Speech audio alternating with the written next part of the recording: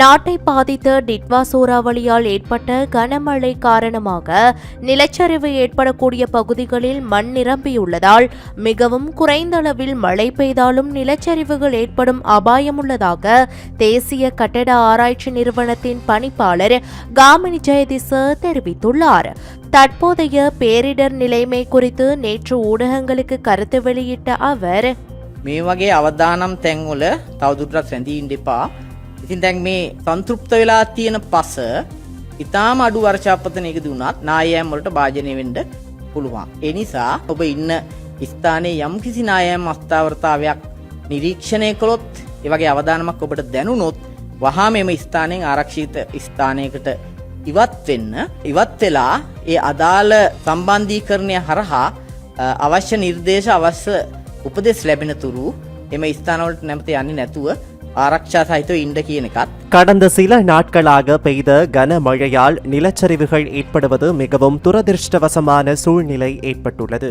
அந்த மழையால் தரையில் உள்ள மண் இப்போது நிரம்பி தண்ணீர் போல பாயும் நிலையை எட்டியுள்ளது.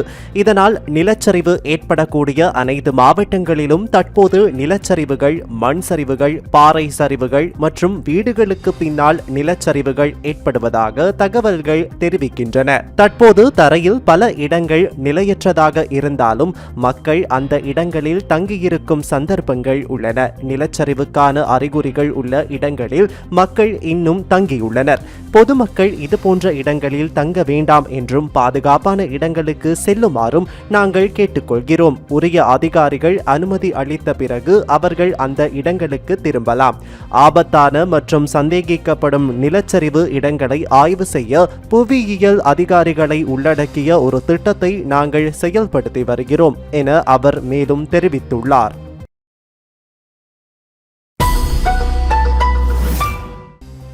இலங்கை முழுவதும் வடகிழக்கு பருவப்பெயர்ச்சி நிலைமை படிப்படியாக உருவாக்கி வருவதாக வளிமண்டலவியல் திணைக்களம் அறிவித்துள்ளது. வடக்கு, வடமத்திய, கிழக்கு மற்றும் உவா மாகாணங்களிலும் மாத்தளை மாவட்டத்திலும் பல தடவைகள் மழை பெய்யக்கூடும் என அந்த திணைக்களம் வெளியிட்டுள்ள வானிலை முன்னறிவிப்பில் தெரிவிக்கப்பட்டுள்ளது. நாட்டின் ஏனைய பிரதேசங்களில் பிற்பகல் 1 மணிக்கு பின்னர் மழை அல்லது இடியுடன் கூடிய மழை பெய்யக்கூடும். மேல் மற்றும் சப்ரகமுவ மாகாணங்களிலும் காலி மற்றும் மாத்தறை மாவட்டங்களிலும் சில இடங்களில் 75 மில்லிமீட்டரிற்கும் அதிகமான ஓரளவு பலத்த மழை பெய்யக்கூடும். அதே நேரம் மேல், மத்திய, சப்ரகமுவ, ஊவா மற்றும் வடமத்திய மாகாணங்களிலும் குருநாகல் மாவட்டத்திலும் சில இடங்களில் காலை வேளையில் பனிமூட்டமான நிலை காணப்படலாம். இடியுடன் கூடிய மழையின் போது தற்காலிகமாக வீசக்கூடிய பலத்த காற்று மற்றும் மின்னல் தாக்கங்களினால் ஏற்படக்கூடிய பாதிப்புகளை குறைத்துக் கொள்ள தேவையான முன்னெச்சரிக்கை நடவடிக்கைகளை மேற்கொள்ளுமாறு வளிமண்டலவியல் திணைக்களம் பொதுமக்களை அறிவுறுத்தியுள்ளது. இதே நேரம் இன்று காலையுடன் முடிவடைந்த 24 மணித்தியாலங்களில் அதிகளவான மழை வீழ்ச்சி நில்வலா கங்கையை அண்மித்த அக்குரச பிரதேசத்தில் பதிவாகியுள்ளதாக நீர்ப்பாசன திணைக்களத்தின் பணிப்பாளர் பொறியியலாளர் LS சூரியபண்டார தெரிவித்தார். අකුරැස ප්‍රදේශයට ලැබිලා තිනවා මිලිමීටර් 125කට ආසන්න ප්‍රමාණයක්. අනිකුත් බොහෝ ප්‍රදේශ සාමාන්‍ය වර්ෂාපතනයක් පවතින්නේ. இன்று காலை அறிக்கையொன்றை வெளியிட்ட அவர் அப்பிரதேசத்தில் 125 மில்லிமீட்டரிற்கு அண்மித்த மழை வீழ்ச்சி பதிவாகியுள்ளதாக குறிப்பிட்டார். எனினும் ஏனைய பல பிரதேசங்களில் சாதாரண மழை வீழ்ச்சியே பெய்துள்ளதாகவும் கங்கைகளின் நீர்மட்டங்களில் பெரிய அதிகரிப்பை காட்டவில்லை எனவும் அவர் கூறினார். அத்துடன் ஏனைய பிரதேசங்களில் மழை பெய்யாததினால் கங்கையின் நீர்மட்டங்களில் அதிகரிப்பு ஏற்படவில்லை எனவும் அவர் சுட்டிக்காட்டினார். இதேவேளை குளங்கள் கட்டமைப்பில் அபாயகரமான வான்பாயும் நிலைமை இல்லை எனவும் பல குளங்கள் வான்மட்டத்திலோ அல்லது சாதாரண அளவிலோ வான்பாய்ந்து கொண்டிருப்பதாகவும் அவர் தெரிவித்தார். எனினும் மழை வீழ்ச்சி அதிகரிக்கும் சாத்தியமுள்ளதாகவும் அதனால் எதிர்காலத்தில் கிடைக்கும் மழை வீழ்ச்சிக்கு ஏற்ப அந்தந்த கங்கைகளின் அளவீட்டு நிலையங்களின் தரவுகளை கருத்தில் கொண்டு மக்களுக்கு அறிவிப்பது உள்ளதாகவும் அவர் கூறினார். ஆகவே அச்சமடைவதை தவிர்க்குமாறும் உத்தியோகபூர்வ அறிவிப்புகளை தவிர வதந்திகள் குறித்து அவதானமாக இருக்குமாறும் அவர் மக்களிடம் கேட்டுக்கொண்டார். இதே நேரம் நாட்டில் 13 மாவட்டங்களுக்கு மண் சரிவு அபாய எச்சரிக்கை விடுக்கப்பட்டுள்ளது. அதன்படி பதுளை, கொழும்பு, கம்பஹா, களுத்துறை, காலி, மாத்தரை, கண்டி, மாத்தளை, நுவரெலியா, குருநாகல், கேகாலை, மொனராகலை மற்றும் ரத்தினபுரி ஆகிய மாவட்டங்களுக்கு விடுக்கப்பட்டுள்ள மண் சரிவு அபாய எச்சரிக்கை 24 மணித்தியாலங்களுக்கு நீடிக்கப்பட்டுள்ளது. தேசிய கட்டிட ஆராய்ச்சி நிர்வாகம் வெளியிட்டுள்ள பிந்திய அறிக்கையிலேயே மண் சரிவு தொடர்பாக இந்த எச்சரிக்கை விடுக்கப்பட்டுள்ளது. அந்த அறிக்கையின் பிரகாரம் கண்டி, குருநாகல், கேகாலை மற்றும் மாத்தளை மாவட்டங்களுக்கு 3ஆம் நிலை சிவப்பு எச்சரிக்கை விடுக்கப்பட்டுள்ளது. அத்துடன் பதுளை, நுவரெலியா மற்றும் ரத்தினபுரி மாவட்டங்களுக்கு 2ஆம் நிலை செம்மஞ்சள் எச்சரிக்கையும், கொழும்பு, காலி, கம்பஹா, களுத்துறை, மாத்தரை மற்றும் மொனராகலை ஆகிய மாவட்டங்களுக்கு 1ஆம் நிலை எச்சரிக்கையும் விடுக்கப்பட்டுள்ளது. இதே நேரம் இன்று காலை 6 மணிக்கு வெளியான அறிக்கையின் பிரகாரம் நாட்டில் நிலவும் சீரற்ற வானிலையால் உயிரிழந்தவர்களின் எண்ணிக்கை 486ஆக உயர்ந்துள்ளது. மேலும் 341 பேர் காணாமல் போயுள்ளதாக அனர்த்த முகாமைத்துவ நிலையம் தெரிவித்துள்ளது. அத்தோடு 51,023 குடும்பங்களைச் சேர்ந்த 1,71,778 பேர் நாடு முழுவதும் அமைக்கப்பட்டுள்ள 1,231 பாதுகாப்பு மையங்களில் தங்க வைக்கப்பட்டுள்ளதாக அனர்த்த முகாமைத்துவ நிலையம் தெரிவித்துள்ளது. இலங்கையில் நிலவிய சீரற்ற காலநிலையின் போது கொழும்பு கட்டுநாயக்க விமான நிலையத்தில் சிக்கிக்கொண்ட இந்தியாவின் தமிழ்நாட்டு பயணி ஒருவர் வெளியிட்ட கருத்து சமூக வலைதளங்களில் பெரும் சர்ச்சையை ஏற்படுத்தியிருந்தது. இந்நிலையில் குறித்த நபர் இலங்கை மக்களிடம் பகிரங்க மன்னிப்பு கோருவதாக தெரிவித்துள்ளார். இலங்கையில் பாரிய பேரிடர் ஏற்பட்டிருந்த அன்று மத்திய கிழக்கு நாட்டில் இருந்து கட்டுநாயக்க விமான நிலையம் ஊடாக தமிழ்நாட்டுக்கு சென்ற பயணிகள் இருவர் தங்களை முறையாக கவனிக்கவில்லை என்றும் இலங்கைக்கு மீண்டும் வரப்போவதில்லை என்றும் பகிரங்க குற்றச்சாட்டை முன்வைத்திருந்தனர். நாட்டில் பெரும் வெள்ளம் ஏற்பட்டிருந்த நிலையிலும் கடும் சூறாவளி காற்று வீசிய நிலையிலும் கட்டுநாயக்க விமான நிலையம் வந்த விமானம் ஒன்று மத்தள விமான நிலையத்திற்கு மாற்றப்பட்டிருந்தது. இதன்போது விமானத்தில் வந்த பயணிகளை உரிய முறையில் விமான நிலையமும் ஸ்ரீலங்கன் ஏர்லைன்ஸ் விமான நிறுவனமும் கவனிக்கவில்லை என்று குற்றம் சுமத்தியிருந்தனர். எனினும் 3 நாட்களின் பின்னர் இந்திய விமானங்கள் மூலம் அவர்கள் கட்டுநாயக்க விமான நிலையத்தில் இருந்து தமிழகத்திற்கு அழைத்து செல்லப்பட்டனர். இதன்போது அங்கிருந்து ஊடகங்கள் முன்னிலையில் இந்த குற்றச்சாட்டை முன்வைத்திருந்தனர். நாங்க இப்ப விட்டா போகுதுன்னு சொல்லிட்டு நாங்க கொழும்பு ஏர்போர்ட்ல இருந்து ஓடி வந்துட்டோம். நாங்களே ஒரு ஃப்ளைட்டை புக் பண்ணி வந்துட்டோம். எங்கள்கிட்ட இப்போ ஹேண்ட் லக்கேஜ் இருந்த ஹேண்ட் லக்கேஜோட வந்துட்டோம். அடுத்த லக்கேஜ் எங்களுக்கு எப்போ வரும்னு தெரியல. நாங்கள் அதையும் வந்தால் எங்களுக்கு சந்தோஷம் சார். ஆனால் இனிமேலிருந்து நாங்கள் ஸ்ரீலங்கன் ஏர்போர்ட்டுக்கோ ஸ்ரீலங்காக்கோ நாங்கள் போகிறதா எங்களுக்கு சுத்தமாக முடிவே இல்லை சார். இனிமேல் அந்த பக்கமே போக மாட்டோம் சார். அவங்களோட இது ரொம்ப ஒஸ்ட்டாக இருந்துச்சு சார். இந்நிலையில் குறித்த 2 பயணிகள் மீதும் தமிழக மக்கள் கடும் அதிருப்தி வெளியிட்டிருந்தனர். நாட்டில் பெரும் அவலம் ஏற்பட்டுள்ள நிலையில் இந்தியா உட்பட நாடுகள் சென்று உதவிகளை வழங்கி வருகின்றன. இவ்வாறான நிலையில் விமான நிலையத்தில் முறையாக கவனிக்கவில்லை என்ற குற்றச்சாட்டு நியாயமற்றது என்றும் சுட்டிக்காட்டியிருந்தனர். இதனையடுத்து இவர்களின் கருத்துக்கு சமூக வலைதளங்களில் பலரும் தமது கண்டனத்தை தெரிவித்து வந்தனர். இதனையடுத்து குறித்த 2 பயணிகளில் ஒருவர் நாட்டில் ஏற்பட்ட அனர்த்த நிலைமை தெரியாமல் ஆதங்கத்தை வெளியிட்டுள்ளதாக மன்னிப்பு கோரியுள்ளார். அத்துடன் புயலின் காரணமாக இறந்தவர்களுக்கு அஞ்சலி செலுத்துவதாகவும் குறிப்பிட்டுள்ளார். இலங்கையில் 3 நாட்கள் ஏர்போர்ட்ல தங்கியிருந்து போன்றதெல்லாம் அங்கப்பட்ட சிரமங்கள்லாம் பட்டு வந்ததெல்லாம் உண்மைதான்.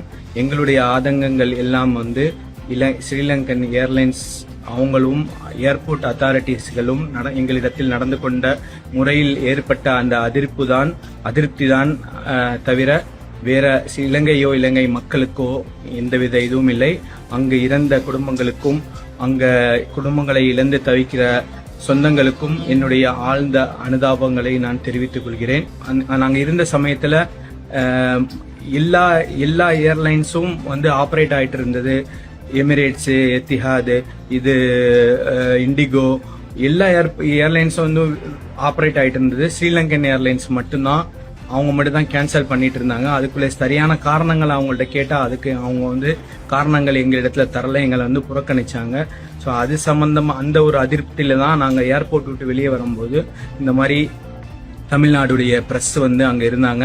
அவங்க அந்த சமயத்தில் பேட்டி கொடுக்கும்போது நாங்கள் வந்து கொஞ்சம் ஆக்ரோஷமாக பேசிட்டோம். அந்த பட்ட கஷ்டத்திலிருந்து உடனே வந்த சமயத்தில் கொஞ்சம் ஆக்ரோஷமாக பேசிட்டோம். அது வரைக்கும் எங்களுக்கு நிலவரங்கள் வந்து சரியா தெரியாது. அது மாதிரி பேசக்கூடிய சமயத்தில் வந்து நான் வந்து பொதுப்படையாக இலங்கைங்கிற ஒரு வார்த்தையை பயன்படுத்தி நான் பேசிட்டேன். இது வந்து கண்டிப்பாக நான் அந்த மாதிரி பேசியிருக்க கூடாது. என்னுடைய வார்த்தையில் நான் வார்த்தை பிரயோகம் யூஸ் பண்ண விதத்தில் வந்து அது தவறுதுங்கிறத நான் உணர்ந்திருக்கிறேன். தயவு செய்து என்னை வந்து நீங்கள் மன்னிச்சிருங்க. இது வந்து நான் வந்து இலங்கையில் கஷ்டப்படக்கூடிய அந்த மக்களுக்காக நான் என்னுடைய அல்லாஹ்விடத்தில் நான் வந்து பிரார்த்தனை செய்கிறேன். கண்டிப்பாக பேரிடர்களால் பாதிக்கப்பட்ட அனைத்து நபர்களுக்கும் இழப்பீடு வழங்க 10 பில்லியன் ரூபாய் நிதி ஒதுக்கப்பட்டுள்ளதாக பொது பாதுகாப்பு அமைச்சர் ஆனந்த விஜயபால தெரிவித்துள்ளார். பாராளுமன்றில் இன்று இதனை தெரிவித்த அவர், බිලියන 10ක් මේ වෙනකොට ප්‍රාදේශීය ලේකම්වරුන් වෙත යවලා තියෙනවා. අද මේ දින දෙක තුන මේ බිලියන 10 මේ පවුල් 4,10,000ට ගෙවින්ට අවශ්‍ය සියලු විධිදාන යොදලා තියෙනවා. හෙට සෙනසුරාදා දිනෙත් ඒක ගෙවනවා. අපි ඒක මුදලින් ගෙවන්න තීන්දුව කරලා තියෙනවා. සමහර අයගේ හැඳුනුම්පත් නැහැ. සමහර අයගේ බැංකු ගිණුනුත් නැහැ. ඒ හින්දා මුදලින් ගෙවන්න අපි කටයුතු කරලා තියෙනවා. කිසි කෙනෙක් අතාරින්න නැතුව අපි මේ සාහන සැලසීම ආරම්භ කරලා තියෙනවා. பேரிடர்களால் பாதிக்கப்பட்ட பலர் வங்கி புத்தகங்கள் மற்றும் தேசிய அடையாள அட்டைகள் போன்ற ஆவணங்களை இழந்துவிட்டதால் இழப்பீட்டை ரொக்கமாக வழங்க அரசாங்கம் முடிவு செய்துள்ளது என்றார். இதே நேரம் பேரிடரினால் பாதிக்கப்பட்டுள்ள இலங்கையை கட்டி எழுப்பும் வேலை திட்டத்திற்கு இதுவரை 700 மில்லியன் ரூபாய் கிடைத்துள்ளதாக அரசாங்கம் அறிவித்துள்ளது.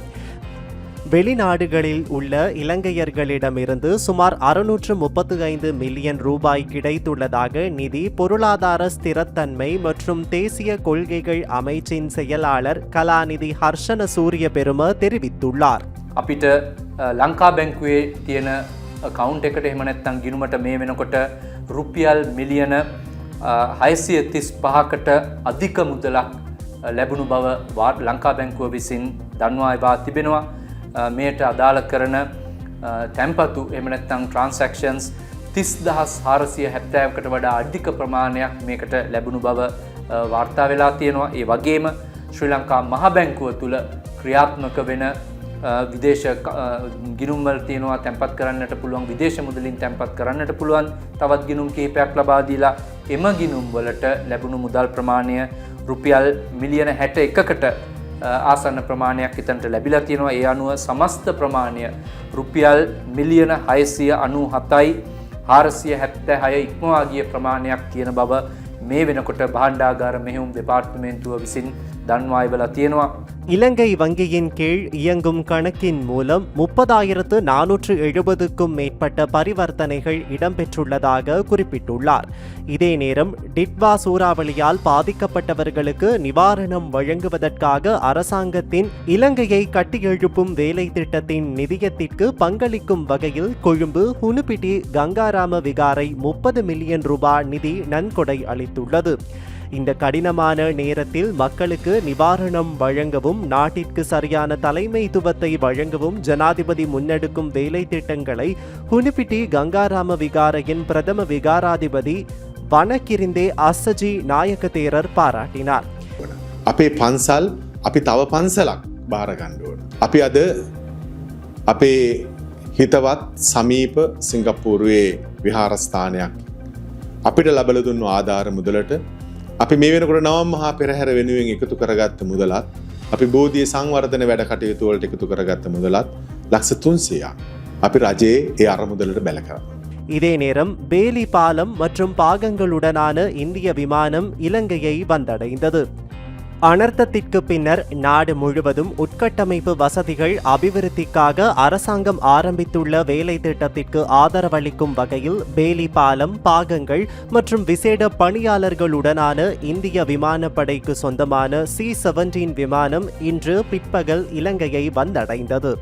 இந்த விமானத்தில் கொண்டுவரப்பட்ட பேலி பாலம் மற்றும் பாகங்கள் செயல்பாட்டு தேவைகளுக்கு ஏற்ப பயன்படுத்த முடிவதுடன் பால கட்டுமானத்திற்கான பொருட்கள் அத்துடன் பாதிக்கப்பட்ட பகுதிகளில் உடனடியாக பயன்படுத்தக்கூடிய 110 அடி நீளமுள்ள இருவழி வேலி பாலங்கள் ஆகியவை இதில் அடங்கும். மேலும் வெள்ளம் மற்றும் மண் சரிவுகளால் பாதிக்கப்பட்ட பகுதிகளில் தேடல், மீட்பு மற்றும் போக்குவரத்து நடவடிக்கைகளுக்கு உதவ 5 சிறு படகுகளும் இதில் அடங்குகின்றன. தற்காலிக பாலங்களை அமைப்பதில் பயிற்சி பெற்ற 20 பொறியியலாளர்கள் குழுவும் அனர்த்த நிவாரண பணிகளில் உதவ 5 மருத்துவ ஊழியர்களும் இந்நாட்டுக்கு வந்துள்ளனர். 25 பேர் கொண்ட இந்த குழு உள்நாட்டு பொறியியலாளர்கள் மற்றும் அவசர நிவாரண குழுக்களுடன் ஒருங்கிணைந்து செயல்படும். அனர்த்தத்தினால் பாதிக்கப்பட்ட மக்களுக்கு அவசியமான உணவு, மருத்துவ பொருட்கள் மற்றும் ஏனைய அத்தியாவசிய சேவைகள் உள்ளிட்ட நிவாரண சேவைகளை வழங்குவதிலும் மக்களின் வாழ்க்கையை இயல்பு நிலைக்கு கொண்டு வருவதிலும் இந்தியாவின் தொடர்ச்சியான ஆதரவை இலங்கை பெரிதும் பாராட்டுகிறது.